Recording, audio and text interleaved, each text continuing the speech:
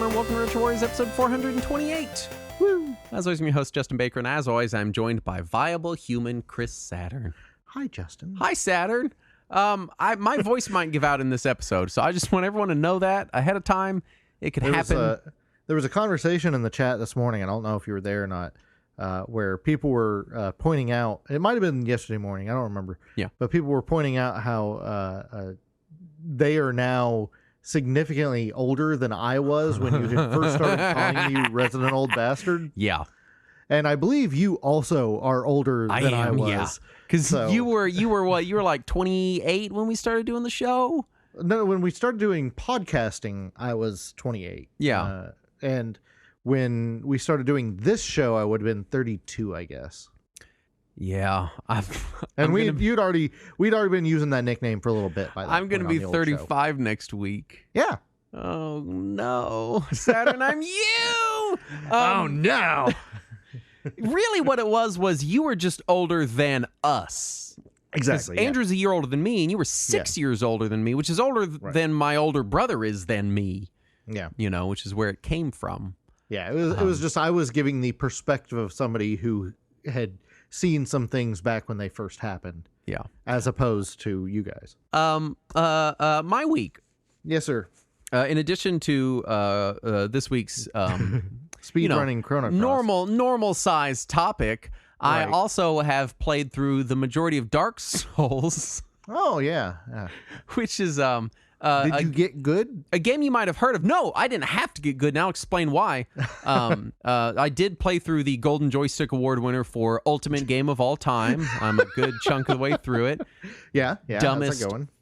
Fucking Golden Joysticks. What is wrong with you? Which version are you playing? I'm playing the PC version, remastered. Dark Souls 1 remastered PC. I have the not remastered PC version. I don't talk about Dark Souls a lot because it doesn't need it. It just doesn't need it. It's like me showing up and being like, Call of Duty is a great first person shooter. It doesn't need us to say shit about it. It's like showing up in a group of music critics and being like, you guys heard about this Paul McCartney guy? Yeah, the Beatles are pretty sweet, right? It's unnecessary, but I love the Dark Souls games. I love them. Yeah. I don't talk about them a lot. A lot of it is also because I like to distance myself from the very toxic fandom the game has accrued. Yeah. And so there's just a lot of facets of the discourse about Dark Souls that I don't like and I don't want to engage in. And it came up in our Discord where I was talking about it and someone said, yeah, you literally can't talk about Dark Souls without having to have a 30-minute conversation about difficulty. And I was like, that's true, and it sucks. Yeah. You know, and so, but I've been playing it. I got it on PC. I've never beaten any Dark Souls game. I think the first game... You're human. Yeah, I'm human. The first Dark Souls, I put in 70 or 80 hours. It's somewhere in that range. Holy hell. I put in 70 or 80 hours. Why? Because I really like the game. I really like it a lot. I like the gameplay. Damn. I like the combat. I like the world. The characters are really cool and interesting. I just like it.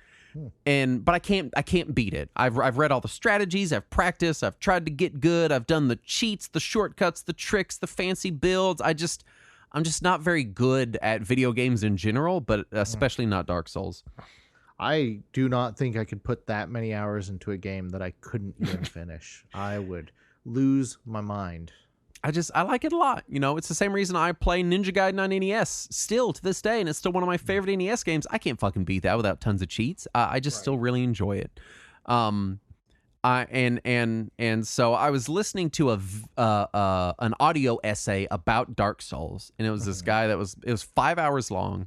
Holy and hell. I listened to it over several days. It was just something I wanted to listen to while I was cleaning and doing chores. Sure. And he was talking about in the game where he's like, I never wanted to play it because they were so difficult and blah, blah, blah. And now that I have played them, they're actually not difficult. And the game gives you all the tools you need to blah, blah, blah, blah, you know, and the same thing. Yeah.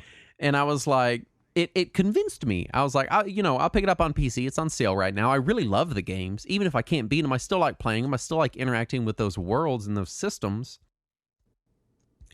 And I played through, for people that know the game, I played through to the Belfry Gargoyles before I was like, I can't get farther without really grinding it out. You know, I needed to go work on my build and track down some items and really put in the effort. And so I turned on easy mode, or pardon me, I installed the easy mode mod. Yeah. And so I've been playing through the game with 70% damage reduction, and I'm still dying constantly. The next step up is 95% damage reduction. So finally, I'm getting near the end of the game. I cheated so I didn't have to do a shitload of grinding. Nice. And I'm still really enjoying it. I love the atmosphere in the first Dark Souls. I love the world. I love the implied world. You know, it's one of those things where the world of the game is only so big, but it implies this larger world that's really interesting. It's really cool. I like all the different factions in it. I'm just having a really good time playing it with easy mode turned on and cheats. And I've got a program on my PC where I can just generate whatever item I want.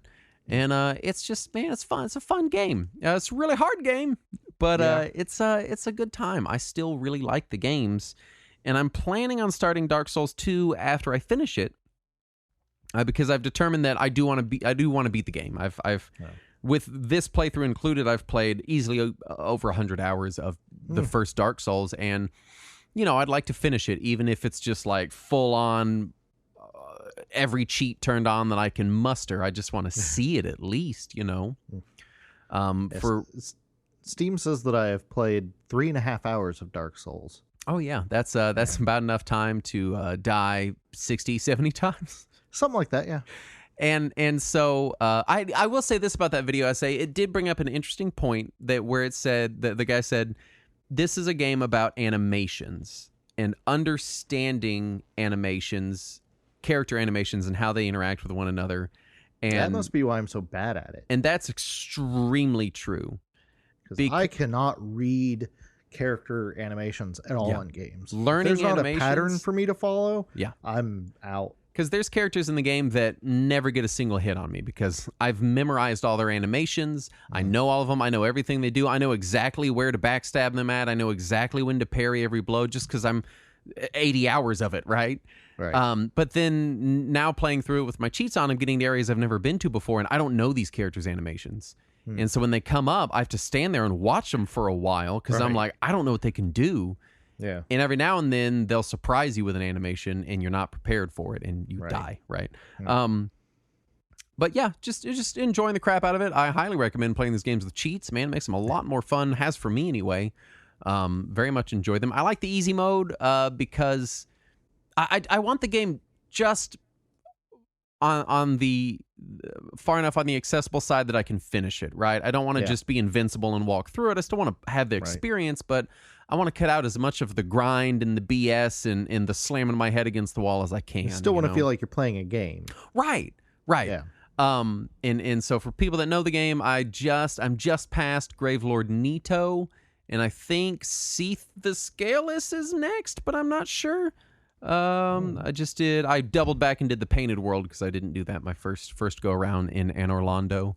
But yeah, enjoying it. I went full strength build, so I've got big giant heavy armor. I've got a big gargantuan sword that's as tall as I am. That's how I like playing those games. Of course, everyone says that Pyromancer is the easy way to play, where you can just stand back and shoot stuff with fire. But I like the big dumb weapons. I always play big dumb heavy characters. I like that. You know, I always play tiny, lightweight, fast characters. I know, and I hate it. I also play ranged characters and mages whenever possible. Anytime we play a game that is somehow competitive against one another, you are always playing the exact antithesis to whatever I would normally play. I'm always like, Nakaruru, man. I'm always like, is there a big dumb idiot with an axe? I want that guy. Like that's. Is there a child that controls cats? I'm that one. Anyway, what have you been playing, Saturn? So one of our game club games in our Discord, for people who are not part of our Discord, we have a game club where once a month we vote on a couple of games and people can play them and we can just chat about them, right? Yes. And one of our games this month is Castlevania Symphony of the Night. Yes. Which I forgot. I started that. I've started it.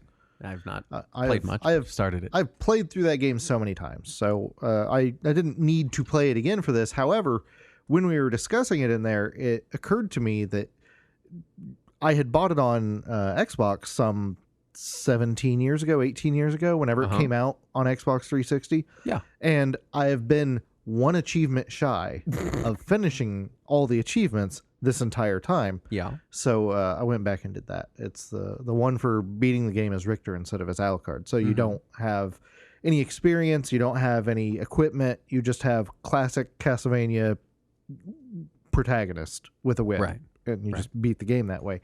And man, is it hard. It is so much harder when you don't have any more HP than you start with, because there are some enemies not far from the end that can one-hit you. Yeah. So it's tough, but I managed to cheese my way through. My struggle with Symphony is always that I find the castle, like actually navigating it, to be the most confusing of any Castlevania game I've played. Weird. I know, and I know that's not a thing. Everyone's like, yeah, I love the design of Symphony. I can't. I'm perpetually, completely lost. Weird. Utterly lost. Well, at least it's got an in-game map you can. Oh yeah, you think that would help? I don't know what the fuck it is, man. You're just dumb. I can't. That sucks, man. Anyway, continue. Also, I wanted to play something horror-like, and I happened to be watching some video essay, and they had mentioned the game Soma was an interesting horror game. I remember that. Yeah, when that came out. And so I thought, I'll give that a try. And it's first person, which already made me not happy with it. Yeah. But I was like, whatever, I will try it. I will try a little bit of a first person game to see if I can play it, because it's not like an action game. There's no shooting involved. You don't get a weapon. It's basically just running, navigating, and puzzle solving. And also there was a menu option for basically you can't die. The enemies can still hurt you and slow you down and stagger you and annoy the shit out of you, but you won't encounter a game over state just because you are stuck not being able to look up. Right. So I was like, I'll give it a try. And I immediately had all of the complaints that I have with every first-person game ever. Anytime I pick up an item, it just like floats in front of me and like constantly catches on physics and flies everywhere. I don't like games in first person. The actual like atmosphere and everything was interesting, but it did feel a little cheap. Like maybe they could have used a little more budget for their voice acting. Yeah. But otherwise it seemed all right. I if I didn't hate first person games so much, I might have enjoyed it, but I can't. I can't. I don't even know why you buy them anymore. Like that's. I don't know. Oh, I didn't buy it. It was on Game it's Pass. okay. I was gonna say. I guess it's the same reason I buy JRPG still. And then No, it was on Game Pass, so I was like, it's safe. I don't have to pay anything. Whatever. And then another part of me was like, I left off Final Fantasy XIV in the middle of a story cliffhanger, but I don't want to subscribe to it. So I thought I would see if I could just watch the story online. Mm-hmm. And first of all, it's weird because their character looks different than mine, and I don't like that. And second, they apparently can't read because every text box is up for like 4 minutes. And however, it is nice to be able to continue that story. And I did not realize that when you get to the expansion pack after the one that I was in when I dropped off, it becomes horror. And so now I am more interested in going back to it, because some of those FMVs were creepy as fuck, and I'm a big fan of creepy as fuck. Yeah. Let's do the news. Yes, sir. First up, Atari purchases Atari Age. Yeah. Maker of homebrew Atari game carts. Weird that they're called Atari Age and they didn't already own them, but Atari Age has been a fan site for Atari for a very long time. And they have been a prominent fan site that has not only made homebrew Atari game carts, but they have been compiling data about Atari everything for decades now. And so for big Atari fans, this is really concerning news. Oh, yeah. Because this has been a major fan resource for such a long time.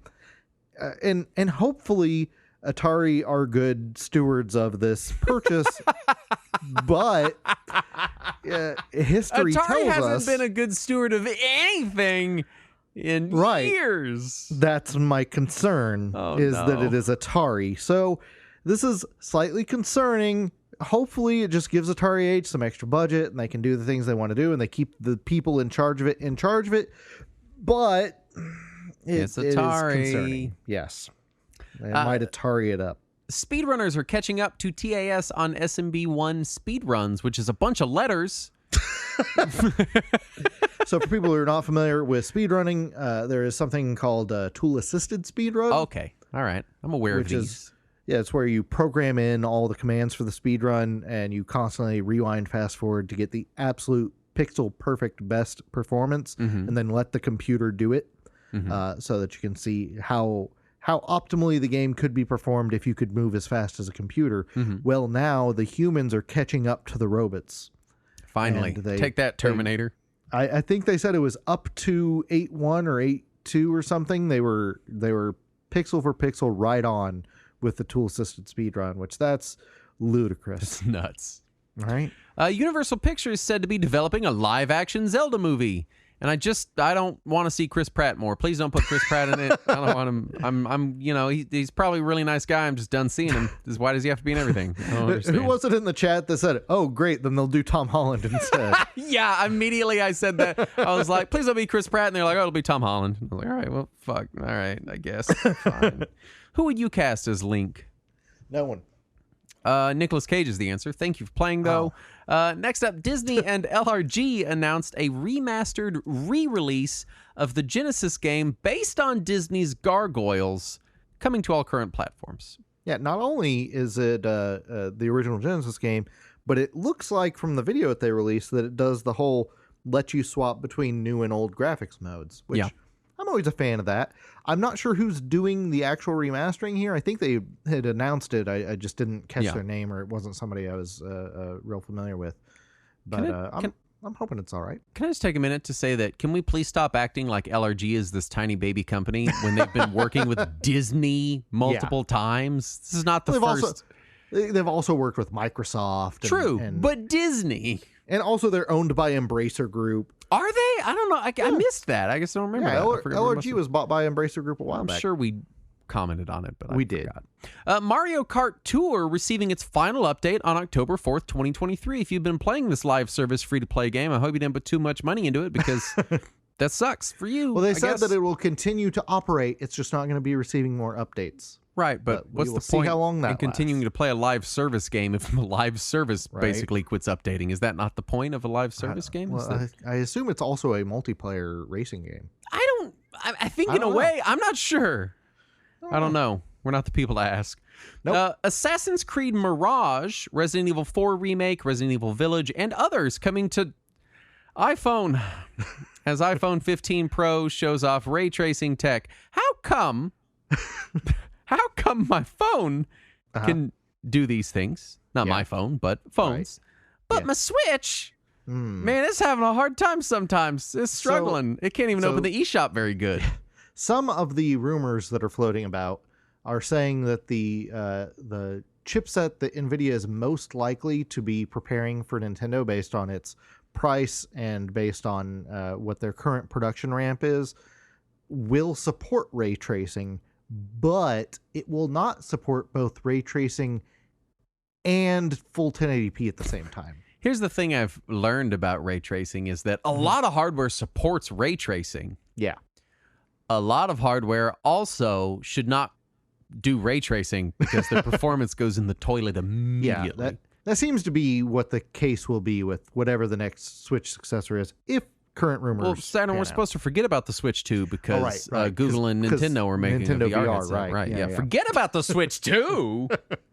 Japanese YouTube creator sentenced to 2 years in prison and paid a 1 million Japanese yen fine for Let's Playing Steins Gate. I'm sorry.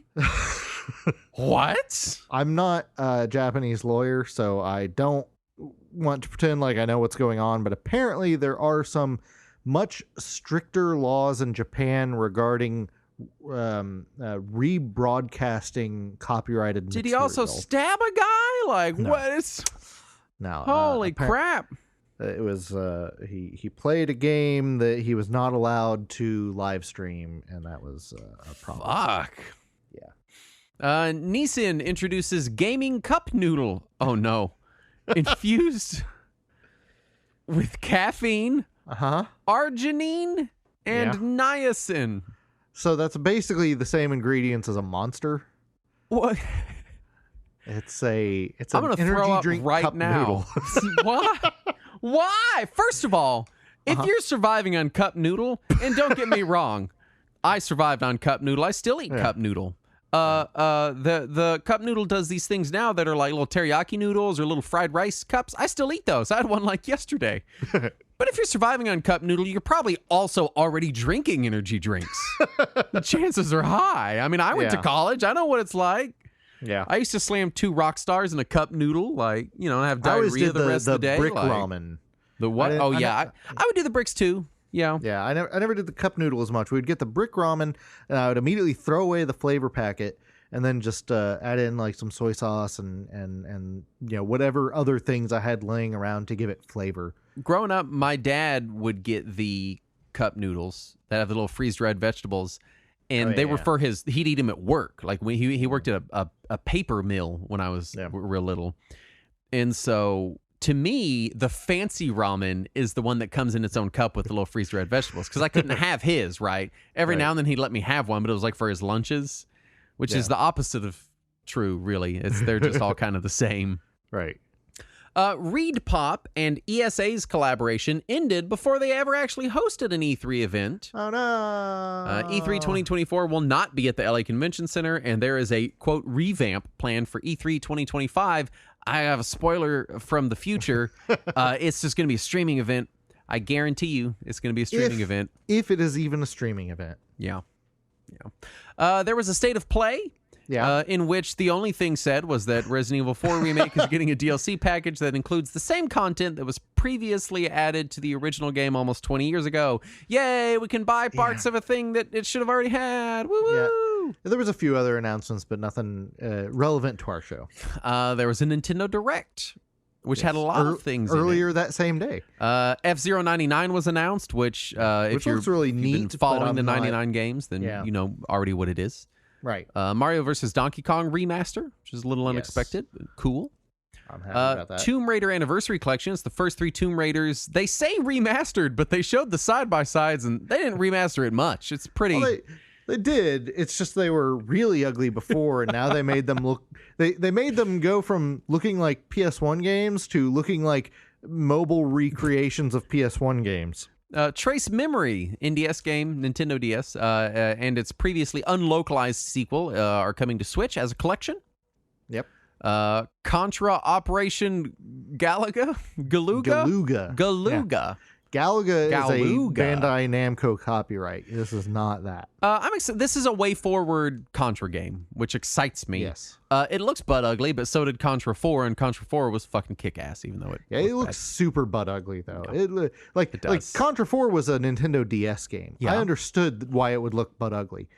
This isn't a Nintendo DS game. Luigi's Mansion 2 remaster was announced. Yes. Nintendo on the North American and European streams bragged about their Nintendo Museum they're opening in Japan. Yeah, so in cool. Kyoto. Paper Mario Thousand Year Door remake was announced. Yep. And there's also some not retro relevant stuff. There's some new games. Princess Peach Showtime is a new Princess Peach game that looks really good. I haven't showed it to my daughter yet because it doesn't come out till next year, but she's going to be stoked because it's Princess Peach and costume changes. So I mean, it's basically Magical Quest starring Princess Peach. Yeah, it does look really good. New Saga game, first one since the Vita game, Emerald Beyond. It looks really bad. Yeah, it looks terrible. It looks like they made it in Adobe Flash. It looks like shit. I hope it's good because I keep waiting for the good. Every time you go online, you're like, which Saga game should I play? Saga fans are like, we don't know, man. Shit. Oh, fuck. Like, they're just like upset. You know? Yeah, they're traumatized. It's 30 years of trauma. That's the Saga experience. And then a new Vanillaware game, Unicorn Overlord, which is fucking a hilarious name. I love that name so It's much. already going to be the name of my next D&D villain. The Unicorn Overlord. I'm just imagining like it pans over and there's like that evil costume with like the black cloak and the pointed collar and everything. Then you pan up and it's like a big ass horse head with a multicolored horn on the front. Oh man. I'm thinking I'm going to make it like a Minotaur type thing, but instead of half bull, half unicorn. You know, big giant muscle bound unicorn dude with a little unicorn horn that like pukes rainbows or something. I don't know.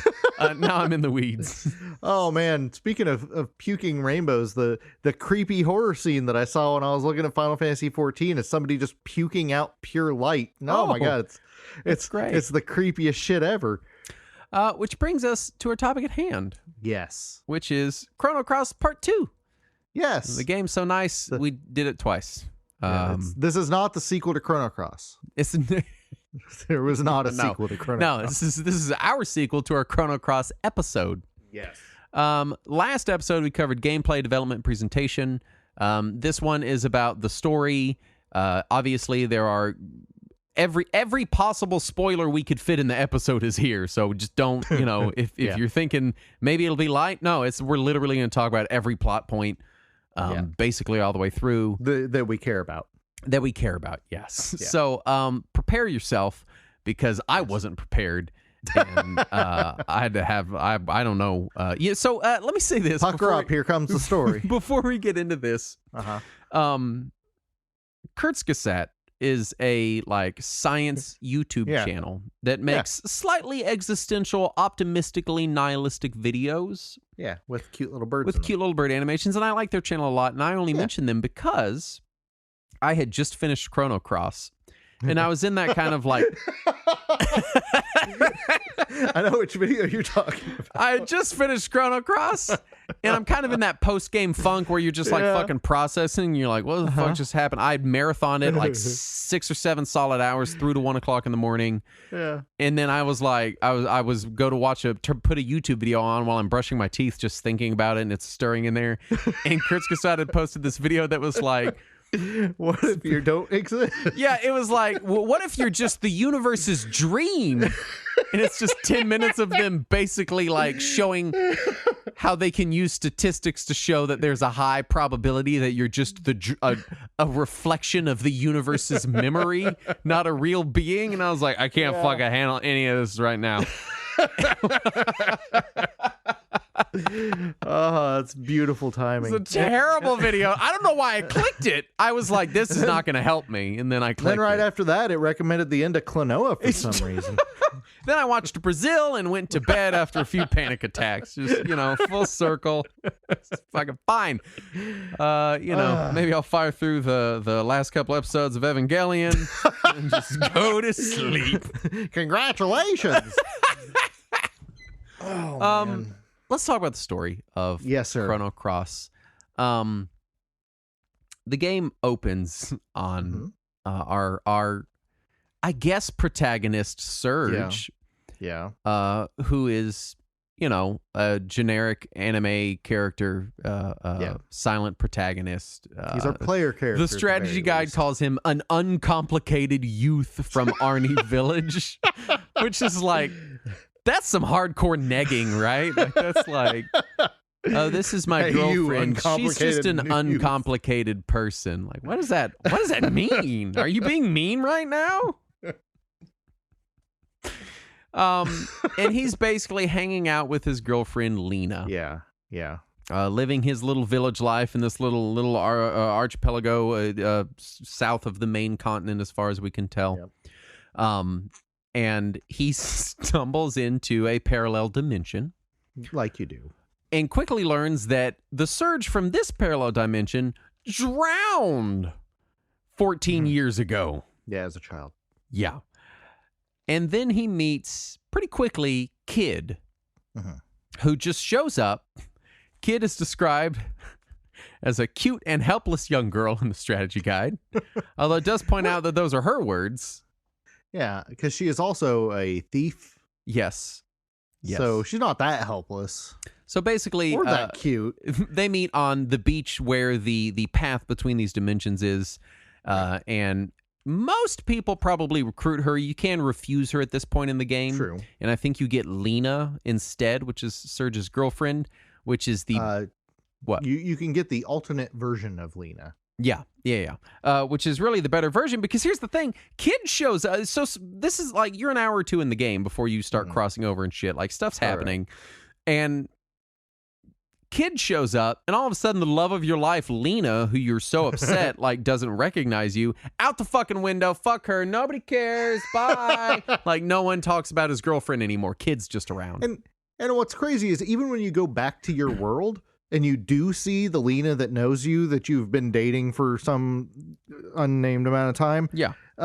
You basically just ignore her, and she's like, okay, have fun on your adventure. I do. And that's it. I do give the game credit that Kid is never really. They never really present a replacement love interest for Surge. Right. It's definitely not Kid. Well, they kind of do. Do they? In the ending.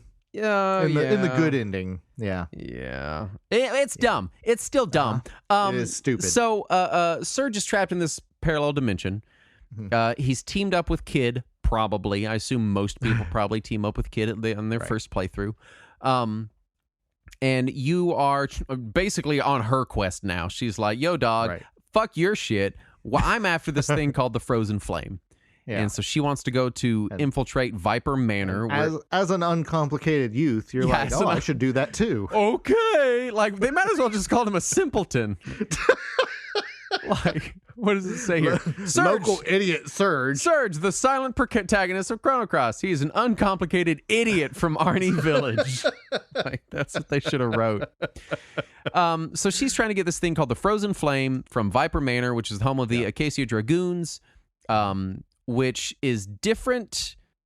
There's basically two militaristic forces in the game. Right. And the game never really draws clear parallels between them, so I kind of mix them up a lot on the story. But there's the Dragoons, and then there's the other people. Yeah, the poor army. Yeah, the poor army. And so you show up to Viper Manor, and you meet the Prophet of Time. And he basically explains to Surge what happened. Everything's split. Surge died all these years ago. You're the Surge from a different timeline, et cetera, et cetera, et cetera. And then we get to meet Lynx, who is Kid's arch nemesis. Yes, and also a cat. Also a cat man. Yes. And so much more. But he's Kid's arch enemy. He is not an uncomplicated youth. No, he's if anything, he's quite complicated. And what I love is that the game... that we have bios in the strategy guide for all these characters. Yeah. And so I have ages for him. So Surge is 17 years old. His build is ordinary, and he's right-handed. He's ordinary and uncomplicated. Kid is 16. She's slender and ambidextrous. Lynx is supposed to be 17 years old. What? Lynx has the build of like an adult middle-aged cat man. I always assumed that Lynx was like double their age easy. No, he's 17 and his build is solid and he is right-handed.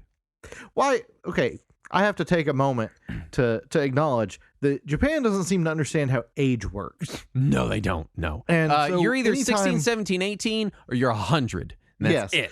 Anytime that I play any JRPG, I have to skew every age.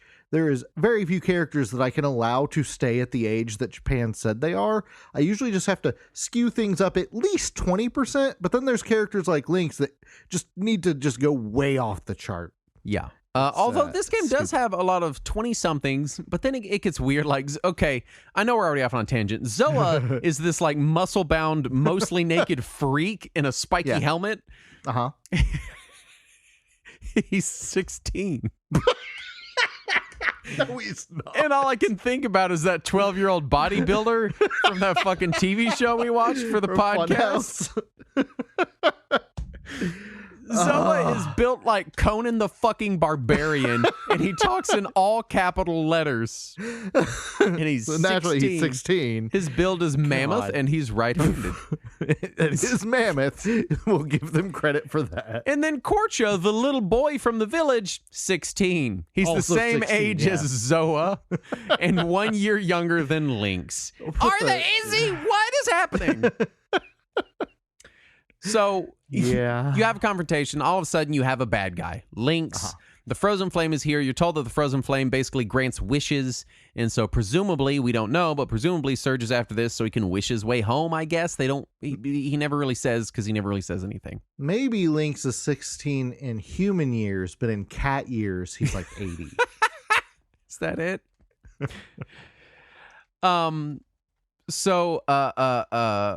Kid gets, is this when Kid gets hurt? Yeah, she gets poisoned by Lynx. She gets poisoned, and so all of a sudden you're running back and forth between worlds to get some antidote that is only in your home world, but not in this world. So this is when the game starts having you move back and forth between timelines, and you start to realize that these worlds are different, and they have different not between things. Timelines. Not timelines, pardon me, worlds. And you start to realize these worlds have different things in them, right? Yes. And Kid recovers, and all of a sudden you have to go to Fort Dragonia, which is where you know Lynx is going. Right. And Fort Dragonia is when shit gets weird. Yes. So that we're maybe 5-6 hours into the kind of feel linear at this point. Yeah, it's pretty linear. It's pretty dry. Surge just kind of is this uncomplicated youth along for the ride so far, right? Yeah. Who happens to have died as a kid. And you go to Fort Dragonia, and things start to get weird. The Dragoons are there. The poor army is there. Surge is suddenly able to go back and forth whenever he wants, so it opens up a little bit. Surge gets kidnapped by pirates, and then they let him go to storm Fort Dragonia. We don't really know why. And you get to Fort Dragonia, you go through the kind of puzzle dungeon there, and you encounter Lynx. Mm-hmm. And in this fateful encounter that the game has shown a couple of FMV cutscenes of, at this point, it's showed a few times Surge standing over Kid's body, holding a bloody knife, and Kid's on the ground. Yeah, and the game actually starts in media res with this scene of you in Fort Dragonia, and then as it starts to get to the point where you're about to meet Lynx, then it just kind of suddenly Surge wakes up in his village at the beginning. Yeah. So they've been hinting at this the whole time. And so you see it coming, you feel it coming. Kid's going to die here. This is the Ares moment, right? Right. And all of a sudden... Ares moment. All of a sudden, Ares is the god of war. Very also killed by Sephiroth. Yeah, exactly. And so all of a sudden you're in this moment and you're like, all right, how is she going to die? Obviously it's going to be something weird, and some shit happens. You fight Lynx, and all of a sudden Surge starts talking. Mm-hmm. And this was legitimately like a gasping moment for me. I was like, Surge is talking?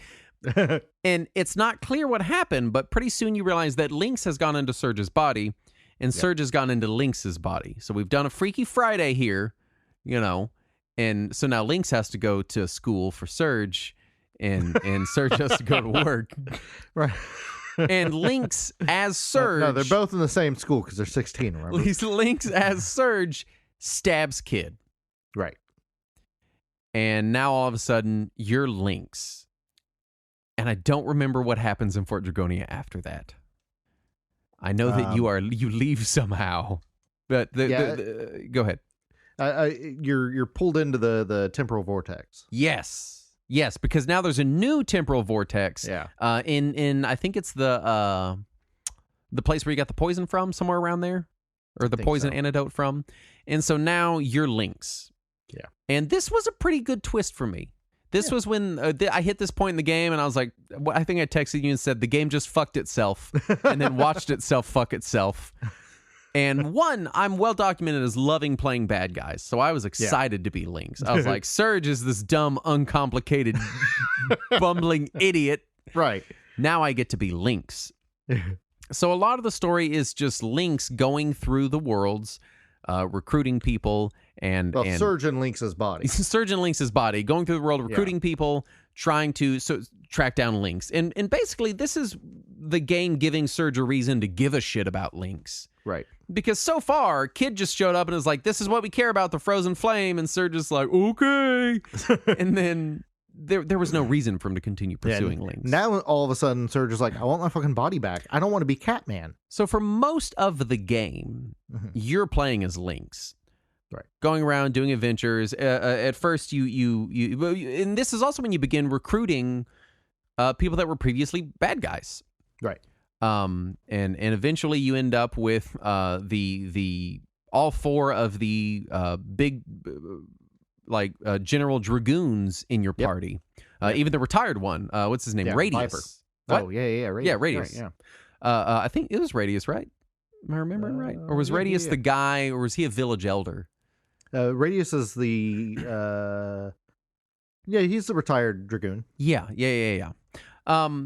And eventually you find out you have to get to this Dead Sea, which is a land frozen in time. This is where the frozen flame is. This is what you want to go get. Once you get the frozen flame, you can confront Lynx. You can get your body back. You can get back to your timeline. Everything's honky-dory.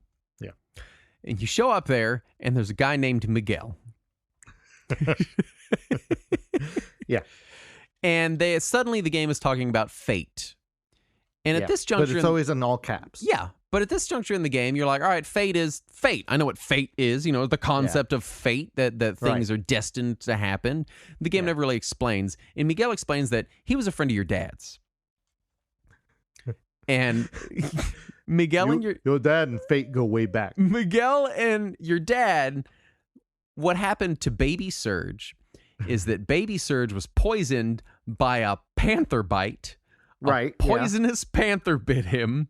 Well, they couldn't think of a better animal that has venom. Well, panthers are attracted to uncomplicated youths. A poisonous panther bit him, and Miguel and Surge's dad, I think his name is Wazuki, I don't remember. Eventually end up lost in the Dead Sea. They were trying to save Surge, and they went out and there's a storm. And Miguel is telling you all of this, and Miguel is telling you that he's in the Dead Sea, this frozen sea, frozen in time, and he wants to stay here, and he wants you to stay here, and he wants everybody to stay here because you can't die here. Time is stopped here. And this is also when the game introduces you to the cast from the first Chrono Trigger. Kind of. You show up in this place that's frozen in time, and there's these three children. They're like ghostly images near Miguel. And I think this is all. I think in the Dead Sea is also where you're in the square from the beginning of Chrono Trigger, isn't it? Is this also where they do the cutscene that shows the orphanage or whatever it's supposed to be? I think they've started showing the orphanage. Yeah. I think it's maybe right after this. So you see these three ghostly visages, and you realize it's Chrono, Luca, and blonde one. What's her name? Marl. Marl. Yeah. And they're telling you how they brutally fucking died. Yeah. They died. And then you see cutscenes of them burning to death. Like, not them, but like it's their house. And you hear screams and see fire. Yeah. And so basically, the sequel to Chrono Trigger kills the cast of Chrono Trigger off camera. In the past. And then makes you talk to their ghosts. Right. Well, they had to connect the story somehow. They could have done it a million ways, Saturn. It's a fucking time travel game. Yeah. And they try to later. But it's very sad. Yeah. And dark and awful. And then Miguel is like, we won't die here. And you're like, no, Miguel, we have to get the frozen flame. We have to stop Lynx. And then he's like, I guess you'll have to kill me then. And you're like, okay, I guess. So you kill Miguel. Yeah. And he's gone. And he dies. And the entire Dead Sea collapses. Right. Because he was a load-bearing Miguel. He was a load... He was a load-bearing Miguel, yes. Yeah. And this eventually culminates in Surge in Lynx's body is able to go back to the other world now. Right. And you learn that there's some kind of ceremony at Fort Dragonia you can undergo after collecting 6 relics from the 6 dragons to get your body back. Yeah. So you have to go and fight these 6 dragons peppered around the world. Right. And there are various levels of bullshit. Along the way, you meet new companions. Right. You meet a character that is from like a prehistoric time that is very reminiscent of other blonde one from Chrono Trigger. Yeah, the little girl Leah. Yeah, Leah. Leah, who is basically Isla but younger. Yeah, young Isla. Yeah. And you fight these 6 dragons, and then you're like, all right, I've got my 6 doohickeys in JRPG fashion. They're not crystals, but they're doohickeys. They're MacGuffins. They're MacGuffins, and you go to Fort Dragonia after getting the 6 relics, and you arrive, and you get your body back. Yeah. Kind of. You go through a cutscene where you have this weird 2001: A Space Odyssey fucking cutscene FMV. Yeah. Where Surge turns into a baby out of liquid and then explodes out of like a glass thing, and then suddenly he's Surge again. Yeah, totally normal. And we've not even talked about Harl yet. Yeah. Who is the Harlequin. The Harlequin. She shows up as a bad guy early on, but she seems intensely interested in Surge. Right. And as the story progresses, eventually whenever you enter Lynx's body, she's one of your, main companions. She kind of replaces Kid's role in your party. Right. Except that she's not fucking annoying as shit. Yeah. And you get the sense that Harl has some weird stuff going on around this time. Mm-hmm. It's never really explained, but you got your body back. Things are going pretty good. And so now you need to go to the Sea of Eden, which is the alternate dimensions version of the Dead Sea, because the frozen Dead Sea was in your timeline. Yes. And you go to this place, and there's a fucking future city there just crashed into the middle of this sea. Like you do. Called Chronopolis. Yeah. Because apparently it was named by the guy that named it Unobtainium in the Avatar movies. So it's Chronopolis. Yeah. It's the Chrono Trigger city. And in this city, you learn all about the world. You. Now my question is, did they name it Chronopolis because they were researching time travel, or did they name it after Chrono because he was a savior of something? I don't know. In here, you run into what look like ghosts. Yeah. But I don't think they are ghosts. Yeah, I don't think they're supposed to be. But I also don't know what they are. They're basically future creatures. This you find out later, this whole city of Chronopolis was thrown backward in time. Right. And in Chronopolis, you see them observing the world around you. And they tell you that they are the ones that made the elements. And it's this like, they've been pulling all these strings. And you're starting to realize that they're behind a lot of what's been going on in the world. They've been running these experiments. They've been tracking people and following people. And at this point, I'm pretty much ready to learn that Surge is a fucking computer program. Like, I'm like, at any moment, I'm going to learn that I'm just like a line of code in the Matrix or some shit. I don't know. I'm just a dream from a dead universe. Thanks for that. And so it comes to pass that you learn that fate is not the concept of fate. Fate is a computer. It's a computer. And fate is the computer that is in charge of Chronopolis. It's in charge of a lot of things going on in the world. It's been controlling a lot of things that are going on. And they kind of build it up as this sort of bad guy scenario of like, maybe fate is responsible for a lot of the shit that has been happening. Right. And so you go to, stop fate. Right. But you're also still looking for Lynx and Kid and the Frozen Flame, which are supposed to be there. Right. Along the way. There's also this subplot. The subplot going on between Karsh, Dario, a sword, Radius, and the lady they're in love with. What's her name? I don't know. Some lady they're in love with. That has to do with this sword, Masamune. And it's this evil demon sword that makes people kill each other. So there's like 2 or 3 subplots happening at the same time of people that have killed other people trying to take over this sword. Was it Riddell? Riddell, yes. It was Riddell. Because Dario she grew up with Glenn and Dario. Dario is supposed to marry her. And in Surge's version of the world, in another world, Dario is dead. In the second world. But in the first world, Dario's alive, and Karsh and Dario were friends, and Karsh finds Dario, and then you end up fighting the sword, and then you cleanse the sword, and at some point, Kid was in a coma, so then you can wake Kid up. There's a lot of characters, and let's not pretend like it actually makes sense.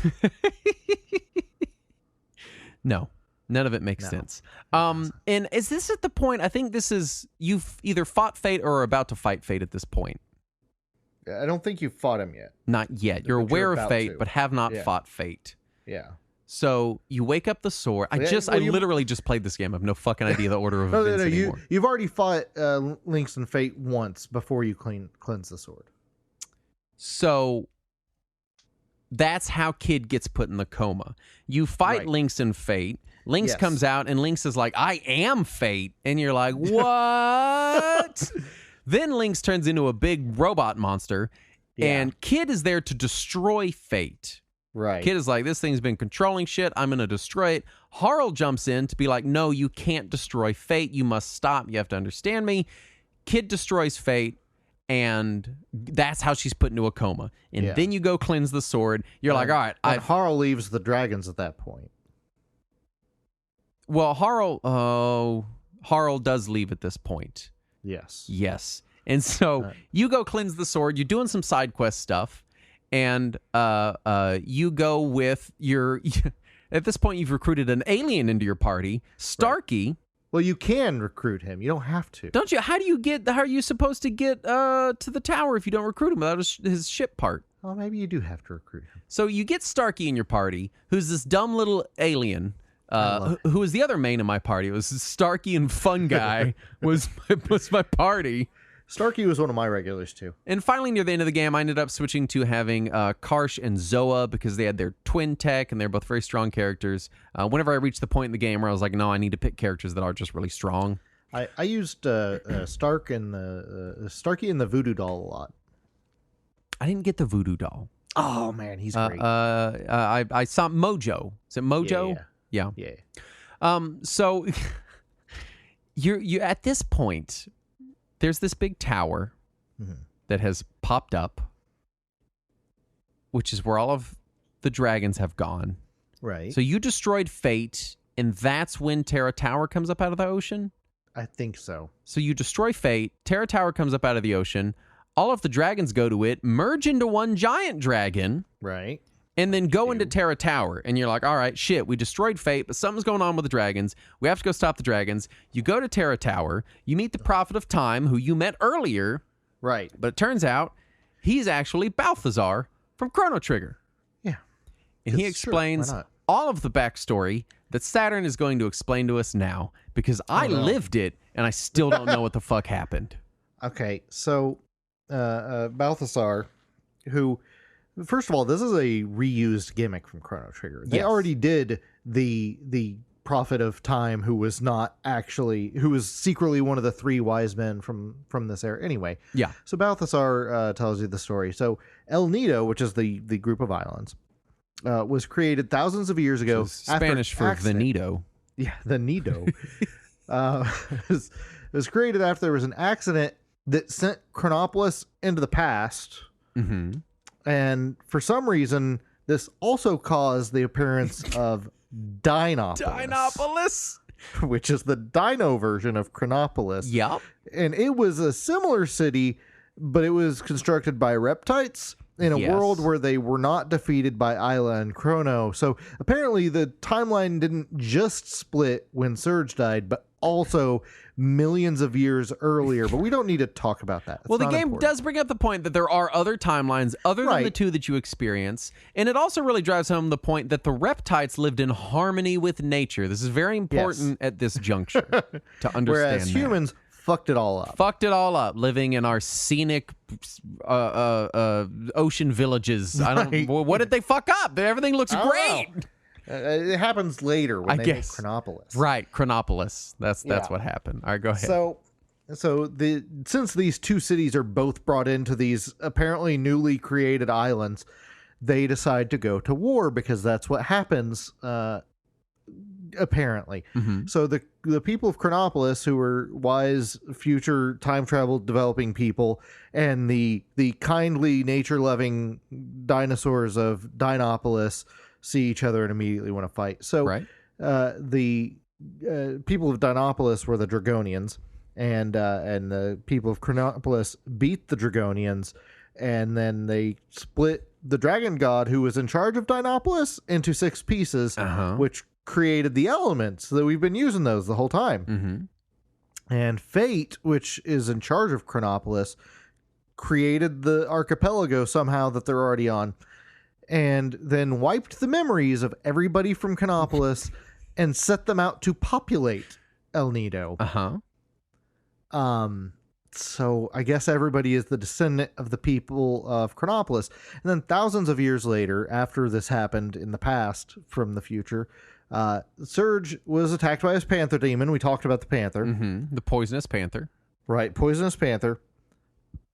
And then his dad decided to take him to a doctor, and apparently there weren't any on that island, so they had to sail away for that. And the boat was hit by a storm that was caused by Shala from Chrono Trigger, who has not been mentioned yet. She just came into the story and somehow caused a storm, which caused Surge and his father to end up in Chronopolis. And when they touched the frozen flame, Surge became its arbiter, which prevented Fate from being able to use the frozen flame. When he touched the frozen flame, Fate assigned him as the arbiter. Oh, I see. So it moved the responsibility to Surge, and then it could not use the frozen flame. For some reason, I was thinking that Fate didn't intend to do that. I think it's hard. The tone of the story seems to imply that whoever fucking did it was going to be the arbiter, and it was like a reflexive thing that Fate didn't have control over. Right. Yeah. Something it's like kind of how it feels. Yeah. Yeah. And so at that same time, the dragons decided to create a 7th dragon in order to manipulate Lynx into getting the frozen flame for them. Now, if Lynx and Surge are the same age, does this mean that the dragons saw like a 4-year-old cat boy and were like, that's the one. That's we need the to guy. Manipulate him. Now, hold on. We need to backtrack a bit. Yeah. Because around the kid coma after the Fate thing, this is also when you get some of this backstory about Kid, which is also some of the Chrono Trigger backstory, which kind of relates to some of this going on, which is that you go back in time and you live through, as Surge, you like go into her fucking memory, and you live through this fire that apparently killed all of the cast of Chrono Trigger. Right. Yeah, and Kid was being raised by Luca. At this orphanage or something. It's never really clear. I want to know how it is that the princess or possibly queen of Guardia Castle was killed, and it's not major news that all the people in El Nido know who this royal figure from a neighboring kingdom is. So, in the place that Kid lived, when Surge goes back in time, or to a different timeline, or different dimension, or we don't fucking know, he shows out, the place is on fire, and it is Lynx that did it. Lynx and Harl were there, and they set the place on fire. And on the wall are pictures, crayon-drawn pictures, presumably by Kid, of Luca, Chrono, and Marl. Right. So she knows all 3 of them. So the implication is that they're all 3 in this fucking building burning to death right now while Surge is running through there trying to save Kid. He saves Kid, and then at the end, she's like, "You won't leave me, will you?" And you're like, "Never." And then you fucking disappear. So the implication is that you, through some time shit, were the person that saved Kid from the burning building that that fucking Chrono Cross killed the cast of Chrono Trigger in. Yeah, and despite the fact that you saved her, when she does finally meet you years later, she still acts like a total brat towards you. Yeah, but there's a good reason for that. And by good, I mean a Kojima level reason, which we're going to talk about in a minute when we talk more about Kid. But Harl, so the dragons take a shift. First, the dragons are good. And you want to stop Fate to free the dragons. That's the implication. That's what you're told. Yes. And then you stop Fate, and it turns out the dragons are bad. Right, yeah. It turns out you fucked up. And Fate was keeping the dragons at bay. Right. And Harl is the 7th dragon that in a brief moment, when the dragons had power over Fate, for just something happened and they had a moment where they could do shit, they created the 7th dragon to free them. Now, what I don't understand is how come Harl doesn't want to free the dragons and tries to stop Kid? The implication is that Harl has had some kind of change of heart. She doesn't want to free her fellow dragons. Well, but it's because she fell in love with the 4-year-old child she teamed up with to burn an orphanage. That's the only logical explanation. Right. That has to be it. Now, it's confusing. 4-year-old cat child. Lynx was a grown-ass fucking adult when the orphanage was burned down. Right. Oh, pardon me, a grown-ass 17-year-old. So, presumably, he had traveled through time to get there, too? Or maybe they were wrong about his age. It's not possible. It's in the guide, Sam. It says the official guide right on the fucking front of it. What do you want from me? So, Harl's the 7th dragon. Yes. She's trying to get Lynx to get the frozen flame. Right. And then when Surge's father got home after, Surge became the arbiter of the frozen flame, he was manipulated by fate into killing his son and becoming Lynx. Yes. Because, and they say this, Wazuki becomes like an image of what Surge feared or something like that. Yeah. But a lynx is a different cat than a panther. Totally different cats. He's not and even... also, how is he 17? I don't... If he's Surge's father. I don't know. You know what might be what they did? Is well, hold on. Maybe they just took Surge's age and just transposed it onto Lynx, because Lynx has no age because he's a computer program, but he's also Surge's father? Does that mean Surge is half computer? Like, what is this? What does this mean? None of it makes sense. Okay. Anyway, continue.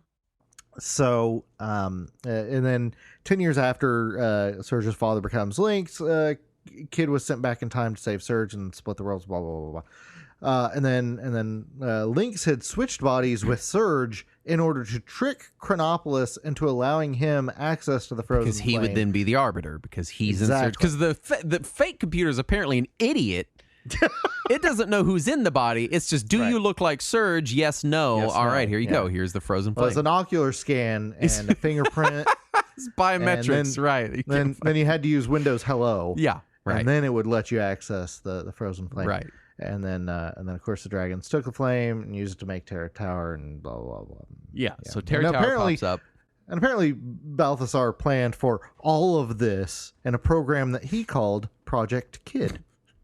Now, at some point here, we start to hear about Lavos, and you start seeing bits of Lavos in Chronopolis. Just so stupid. Yeah. Why not call it like Time City? Like, it's what a dumb. And you're hearing about Lavos. You're hearing about this flame of Lavos, which is this like seed element of Lavos.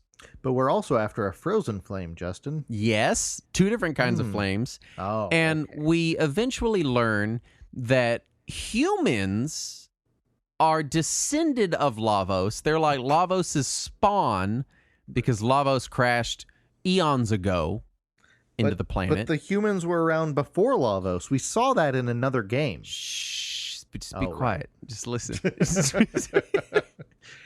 And so it's this thing of like the reptites versus the humans, and the humans are kind of painted as being evil, even though, again, the humans live a very idyllic, naturalistic life in this little archipelago that they live in. Like, it seems pretty, yeah, very uncomplicated. Yeah.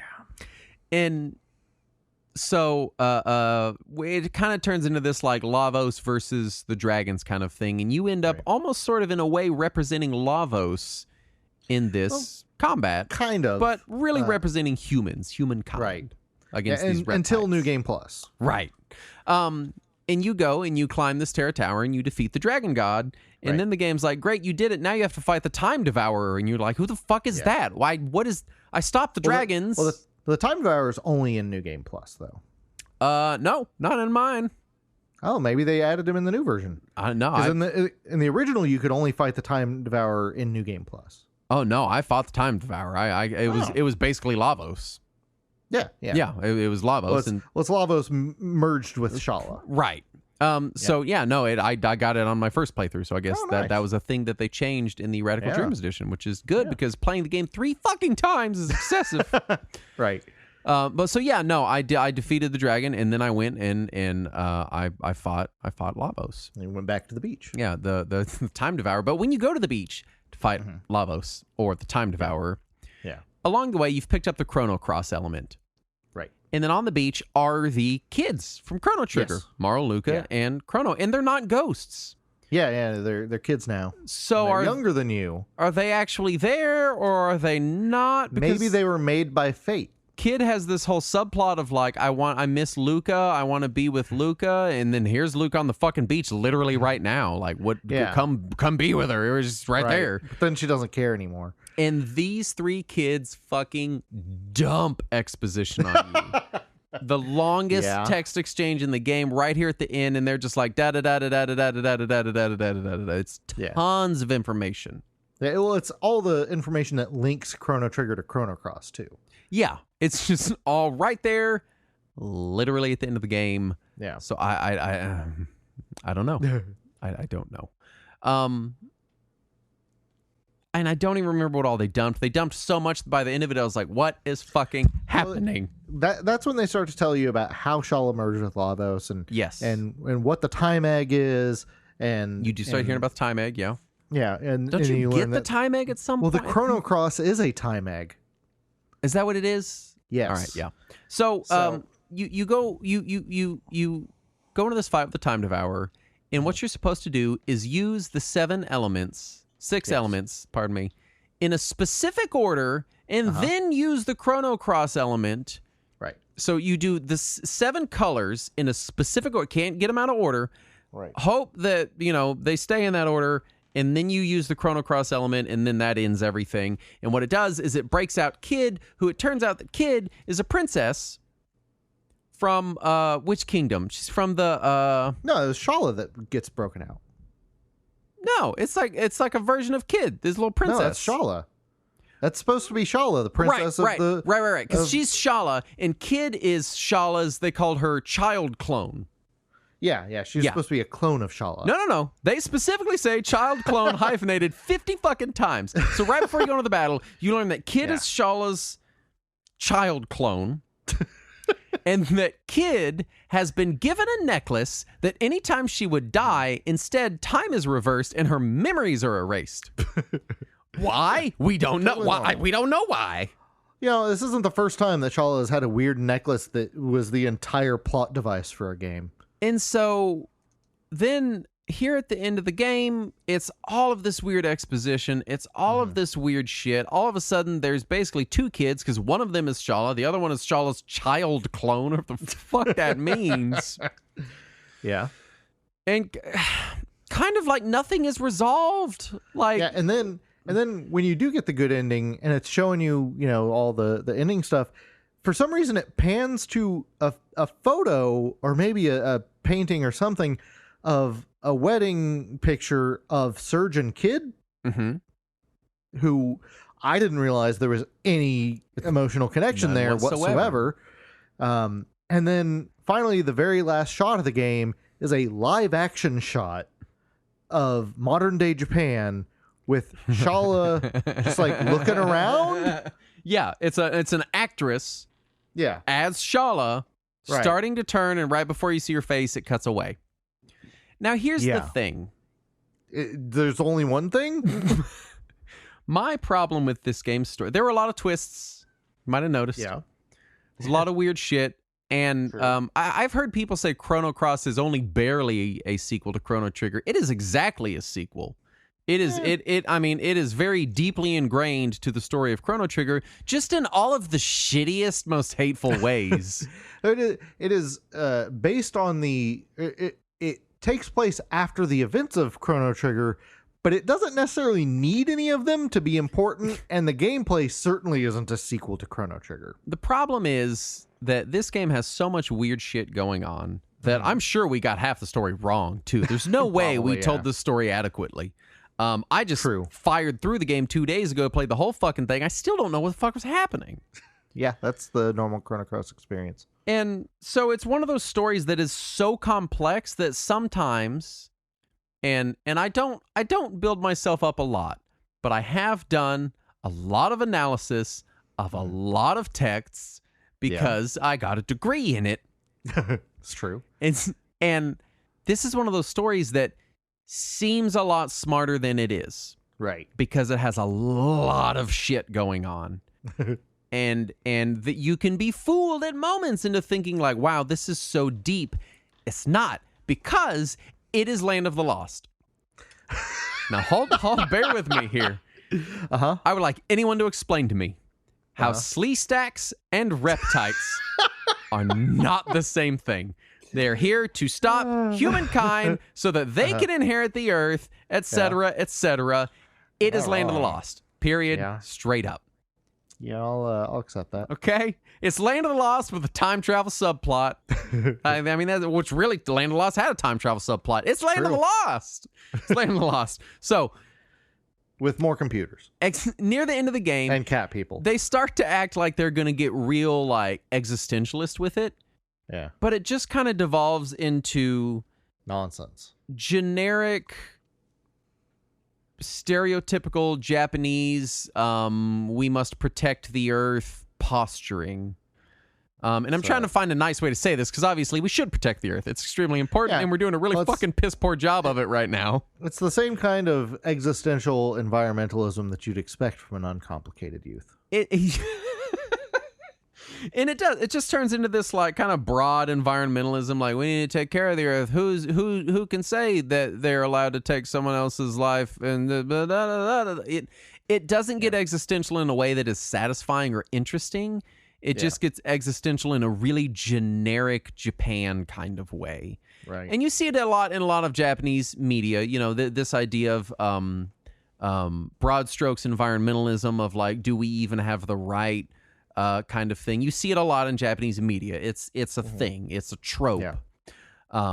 But and I think you're correct in equating this with End of Evangelion. Yeah, the end of the series Evangelion. Not specifically the movie. Except Evangelion didn't even go for the environmentalism angle. No, right? No, it didn't. But as far as the storytelling, right here style. at the end, all of a sudden it just cuts off, and 3 characters explain 2 more discs worth of plot to you. It feels a lot like Evangelion. Yeah. Where you get to the end and you're like, what the fuck was that? You know? Right. And so it again, the good parts of this story are really good. The romantic subplots with Dario and Karsh and Rydell, pretty interesting.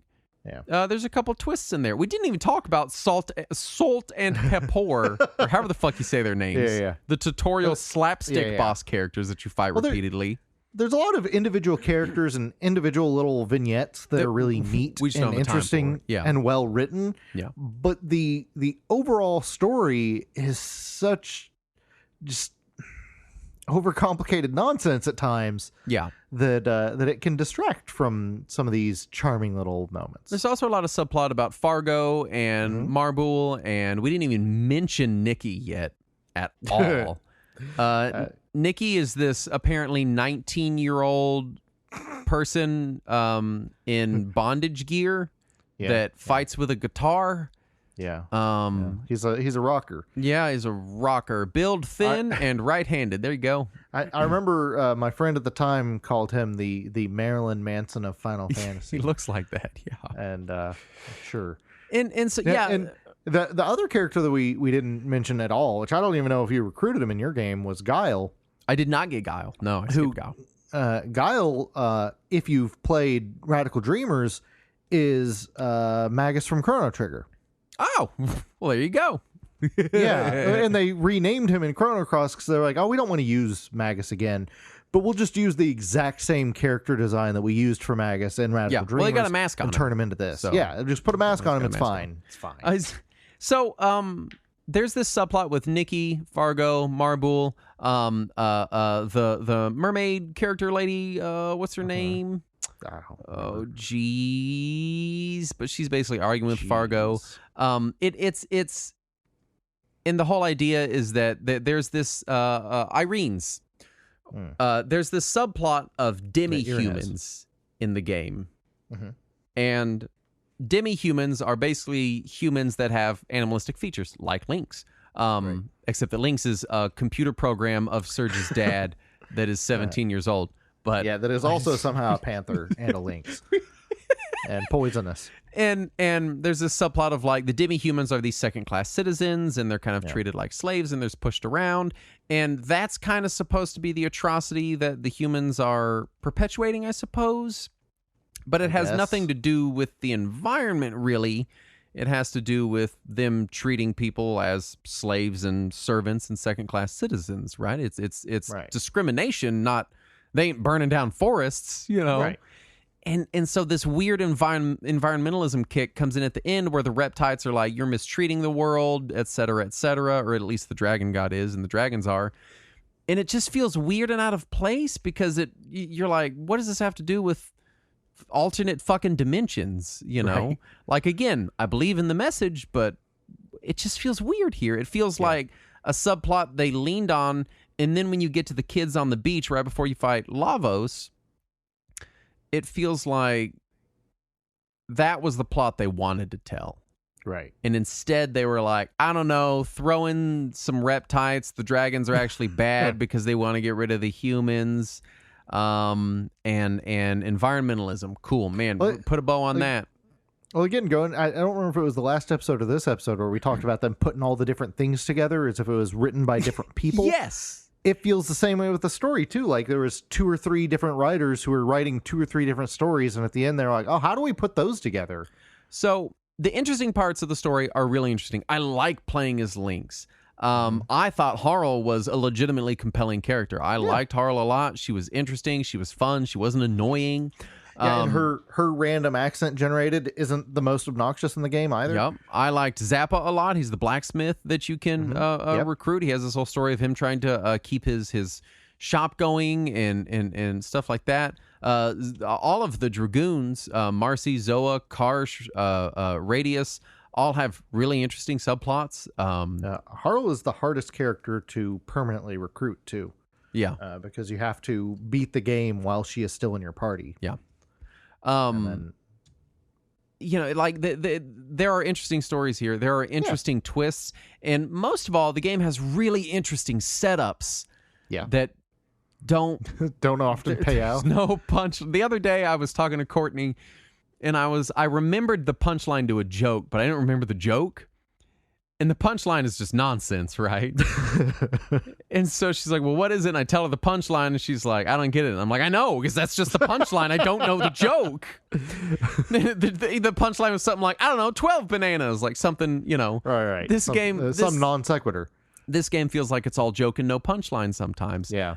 But the setups are really good. Their setups are really good stories. Again, I like the story with Karsh. I like Karsh as a character.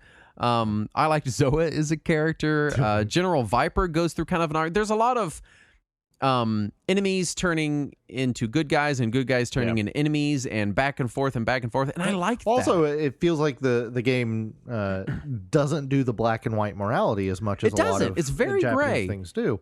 So they will show that even though you did see someone as an antagonist earlier, maybe they had reasons for doing what they are doing, and they are not evil. They are just seeing things from their perspective. Yeah, and that's I appreciate when media does that. It's not all, especially JRPG style games that will approach that. And I like that a lot. I think the handling, the characters that the game bothers to handle, because a lot of it is chaff. There's really like a dozen characters that really get kind of any attention, and then the rest are just like extras, bonuses, secret stuff, goofy stuff. And Pip. So I feel like... Please tell me you recruited the skeleton, right? I couldn't find his last piece. What? I know. I couldn't find it. I got to go back. I think I'm missing his spine. I found all the rest of them. So the characters that are explored are interesting and compelling, and I liked them. A lot of the stories told. The bigger story, the overarching plot, is kind of a mess. Yeah. It's kind of all over the place. It kind of doesn't know what it wants to do, and then right there at the end, it's like, hold on, let me tell you that stuff. Okay, bye. It just it's, you know, It does feel a bit phoned in. it feels like someone's waiting on a train and they're trying to tell you a plot to this book that they read, and it's like this really complicated, like Tom Clancy kind of thriller shit. And then, oh shit, I'm at my And then stop. their fucking train like pulls up, and they're like, okay, and then I don't know, there's a nuke, and they got rid of it, okay. And like you're like, wait, what? Hold on, what? It's If just there was weird. a fire. All this to say that much like the gameplay of the game, the good and interesting parts are really good and interesting, and the bad and bizarre parts are really bad and really bizarre. It remains the gray Play-Doh of JRPG. Let's talk reception. I guess. Yeah. Yes. So, well, first of all, spoiler: it was received very well, Insanely exceptionally well. This game has and I'm with it because when it came out, I thought it was stellar, and I played it multiple times back to back. So I get where this reception is coming from. Yeah. However, they were not looking at it through the prism of 20 plus years of game design added on top of it. Definitely. I think So- this was an era where JRPGs were... There's a lot of JRPGs in the PS1 era that are really formulaic, and True. they just don't feel like they take any risks. In this game, took every imaginable risk. And I could see someone kind of like, all right, I played through 6 Final Fantasies. 7 was kind of a breath of fresh air a little bit. It did some different stuff, but really at the end of the day, it was kind of just the same thing. You got your Breath of Fire games, which are basically the same thing. You've got all these other series that are basically, all right, here's your fight, magic item, run, cool, go through it. There's the big bad guy. Oh, but he's controlled by another big bad guy. Now you kill the real bad guy. Now you win the game. Dragon Quest 1 through 7. Like, I get it. And for this to crash into that paradigm, it's nuts. Right. You know, it's insane. It's an insane game by insane people. That makes me feel insane when I play it. And then you go watch that Kirkscott video. So the game sold 1.5 million units on PS1. Yeah. With 850,000 of those being just in Japan. Yeah. So that's 650,000 in North America. The reviews were exceptionally positive. Famitsu gave it a 36 out of 40. GameSpot and official PlayStation Magazine both gave it perfect scores. And multiple publications or websites gave the game 95% or higher rating. The current Metacritic score is at 94 with a user score of 8.8. It's extremely high. Yes. And again, like you said, given the context, I can see why. I totally get it. Yeah. I saw that GameSpot gave the game a perfect 10. It is one of only 24 games in their history to have received a perfect 10 out of over 45,000 reviews they've given. Jesus fucking Christ. That is a slim percentage of games there. Yeah. But yeah, it's and even when it released, the fan reviews were a little more mixed, even if not, super negative. Mostly because of the departure that it took from Chrono Trigger. Yeah. Which anytime you have a game series that's dramatically departing like this, fans are going to always be upset. And a lot of times critics are going to be really happy about it because it's not just more of the same. It's a common thing. Yeah, we are seeing more recent reviews being a bit more critical. The remaster, the one that you played, has been getting closer to the 7 or 8 range out of 10. Yeah. And the highest scoring version of the remaster was the Xbox version, which was I think an 81 Metacritic, and the rest of them are all in the 70s. Yeah.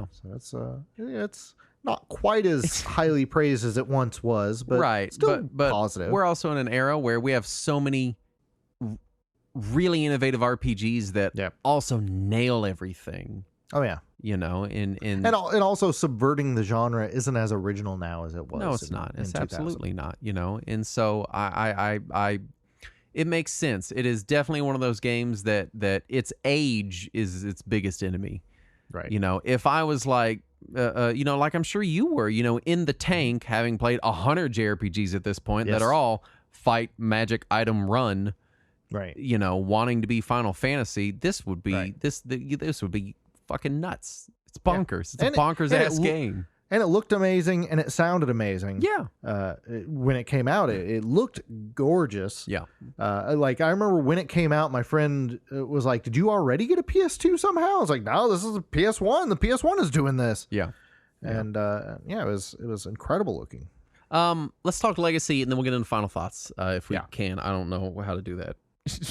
So the game was remastered in April of 22. We've already talked about that. It was bundled with Radical Dreamers, which was the first time Radical Dreamers was released outside of Japan or on anything other than Satellaview. In 2001, Hironobu Sakaguchi from Final Fantasy and Chrono Trigger, he had mentioned that the team at Square were interested in making another Chrono game, and also Masato Kato, who had worked on both Chrono games, later was quoted as saying he was interested in making another game in the series. Square even went as far as registering a trademark for Chrono Break in 2001, but no game was ever produced, and the trademark was dropped in 2003. So there's not been anything since then. It's just nothing. As far as final thoughts, I have no idea how I feel about this game. I really don't. I played through the whole fucking thing in 4 goddamn days. Yeah. And I just don't.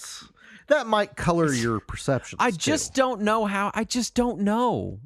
It's this thing where it's this enigma, right? Where I keep thinking, maybe if I play through it again, maybe if I play with the combat more, maybe if I turn these knobs a little more, fiddle with it a little bit more, maybe it'll all click in this magic. Because that's the promise of Chrono Cross, right? Yeah. It's this promise of, look at this ambition. Look at these systems. Look at these stories. Look at the amount of characters. Look at all these options. Look at everything we've crammed into this overworld that is comedically small.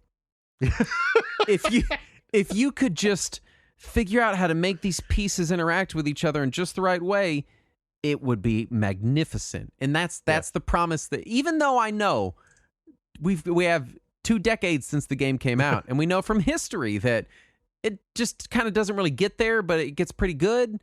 Well, even though we know that, I'm still tempted. I still want to go back and fuss with it. You know, it's like people that play chess, you know, and it's like there's innovation there somewhere. Thousands of years of people before you might not have found it, but maybe you will.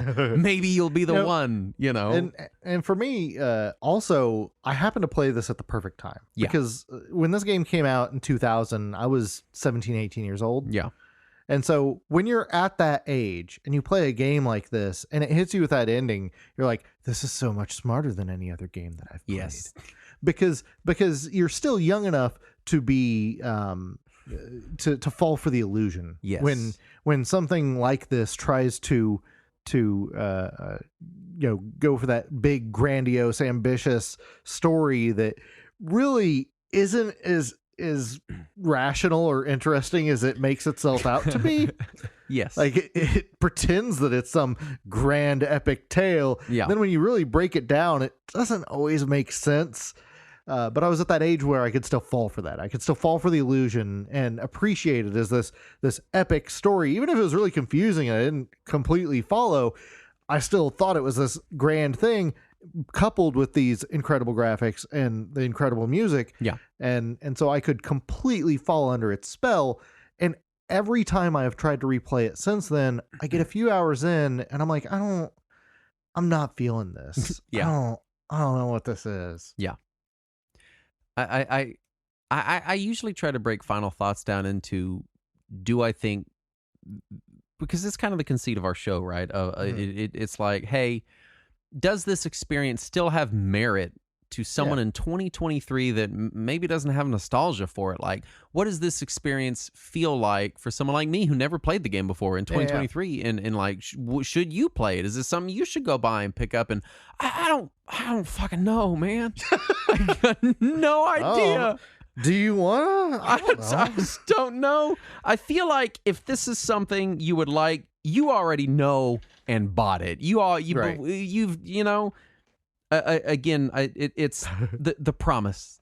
Chrono Trigger has this Chrono Cross has this grand promise that it can never quite fulfill, you know. Right. But not because it didn't try, but because it can't. No, it doesn't have the ability. It's an experience, man. I'll say that. It is an experience. I'll say, you know what I'll say about this game? This is the kind of game that if I still had summers, like summer vacations where I had nothing going on, And I was just like, well, I guess it's fucking summer, you know. And I was like 14. Mhm. I would lose my entire summer to this game. Yeah, this came out in August of 2000. It would have been like a week or two before my senior year of high school started. Yeah. So, I had a couple weeks to just completely pour my head into it before I went back to school. This is the kind of game which, first of all, do not play this game without a guide. You can't. I don't think you can. I don't know how anyone could. I don't know how it would possibly happen. But this is the kind of game where, yeah, I'm going to sit down and I'm going to bury myself in this one game for like 2 or 3 months and just explore every aspect of it. In this game, I think if you're and also simultaneously played Dark Souls. Yeah, apparently. I had Dark Souls on my Switch and Chrono Cross, or Dark Souls on my Steam Deck and Chrono Cross on my Switch, and I was like flipping back and forth. You know, if you're the kind of person that like, yeah, I like to bury myself in an RPG for a couple of months and get the guide, optimize everything, really dig around in this game and experience all the stories and all the nuance it has, I think you could really enjoy this game.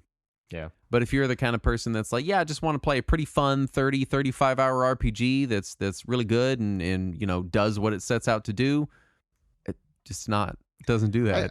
I also think it's one of the most perfect encapsulations of that PS1 era JRPG. Totally. So if you want to see all of the best that it can do and all of the warts all at once, it is a perfect picture of that. It is fascinating to me that this game came out and then Final Fantasy IX came out. Yeah, shortly after, a couple months later. And these two games are so different. Yeah. Final Fantasy IX is literally just like, what if we did all the what if we did all of the stuff? Went back to the basics. Went back to the well, you know, that stuff that Dragon Quest is still doing. What if we just went and did all the basics, the bread and butter stuff? Yeah. And it feels like Chrono Trigger got all the energy of like all the innovation, all the weird Chrono Cross, all the innovation, all the weird stuff, all the like, let's get fucking out there, man. We're on PS1 graphics. Well, this is 32-bit. We can get crazy with it. Well, it was also two different teams. You had the Final Fantasy team and you had the Xenogears Chrono Cross team. And then Final Fantasy IX is just bread and butter, man. It's back to basics. I think we were talking about this before the show. I was like, I think this might be a 3-episode show if we wanted it to be. Right. I don't think we have the capacity for it. I don't think we can do that, but I could talk about this game for a whole nother episode because it's nuts. It's weird. It's nuts. Again, if you will bury yourself in a game and just really dig in, awesome game to do it with. Yeah.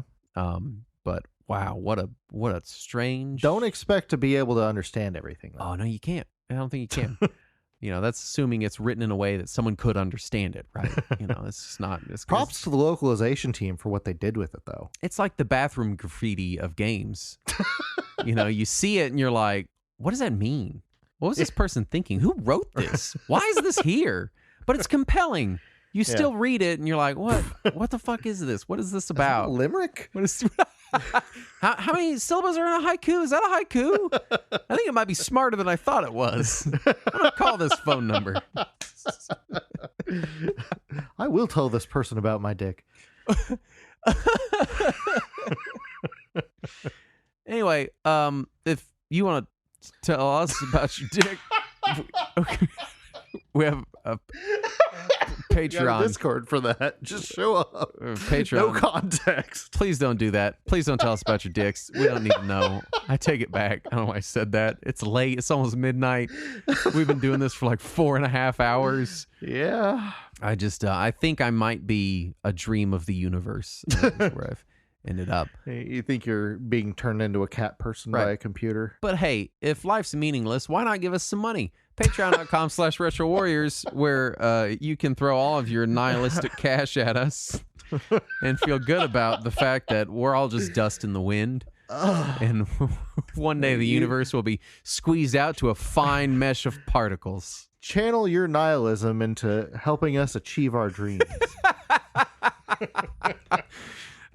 We have uncut versions of this show. We have Talking Wizards. We have Read Along. You hear me talk about every episode. Maybe you don't. Maybe you turn the shit off. And if you turn it off as soon as you start talking about the Patreon, then fuck you. Well, then you've already turned it off. Well, so sorry. Someone else tell them that I said that, please, so they know. We want to thank the following patrons for their kind donations, starting with Lucky Jarms. And I just got it. And Matthew Guerreau. Mick Grew. Michael Cabetti. Mike Rotondo. Rainbow Relic 220. Samo Bam. Thomas J. of San Jose. VJ. And Video Rangers Podcast. They're all the fine patrons we want to thank for their equally fine and cromulent donations. Yes, to our and cause. for not telling us about their dick. Please don't tell us about your stick. We don't want to know. Don't. If you need to say something that bad, you should probably tell a doctor. If there's that much going on that you need to. Yes. Talk to your doctor about it, not to us. They're pretty simple do devices. Not need to know. I own one. There's not a lot going on.